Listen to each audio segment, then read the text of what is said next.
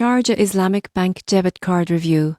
App: the pros, the cons. If you're a Sharjah Islamic Bank debit card holder, the app promises to make banking simple, but how well does it actually perform? One of the biggest pros is account accessibility. Most people get this wrong by thinking banking apps are limited to checking balances. With this app, you can view account statements, track transactions in real time, and manage multiple accounts from a single interface. Notifications alert you to debits, credits, and potential fraud, helping you stay on top of your finances. Another advantage is bill payments and transfers. The app allows instant domestic transfers, bill settlements, and even international remittances in select countries. This eliminates the need for branch visits and speeds up financial management. Security is also strong with multi-factor authentication and biometric login options. However, there are cons. Some users report occasional slow load times and minor glitches, especially during high traffic periods.